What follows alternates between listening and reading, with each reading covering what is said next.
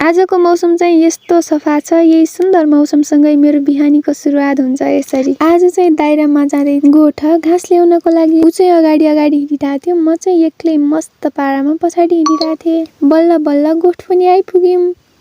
यो चाहिँ हो हाम्रो गोठ। यहाँ चाहिँ बाजेले अनार, सुन्तला, केराहरू धेरै रोप्नु भएको छ। हाम्रो गाउँ चाहिँ फरक। यो हाम्रो गोठ भएको गाउँ चाहिँ सिन्धुली भन्छन्। हामी बर्खा सम्पत्ति यतै लिएर बाँध्छौँ, त्यही भएर स्याउला पनि टन्नै खेरेको छौँ।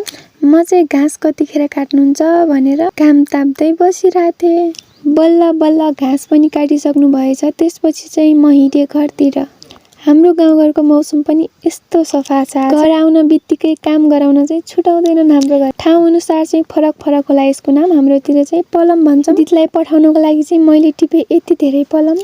सबै काम सकियो भनेर मस्त पारामा नाचिरहेको थिएँ। एकछिन पनि बस्ने वातावरणै छैन यहाँ त। फेरि मल बोक भनेर भनिहाल्नुभयो मम्मीले। अब काम त गर्नै पर्यो। फेरि लागे म मल बोक्नतिर। सुन्तलामा हामीले चाहिँ मल बोक्यौँ। मल बोकेर हात खुट्टा धुएपछि हात खुट्टा गोरा हुन्छन् भन्छ मेरो दिदीले। त्यही भएर हो कि क्या हो मैले काम गरे। त्यस्तो चाहिँ होइन। आजको लागि यति नै। अर्को भिडियोमा भेटौँला। राधे राधे।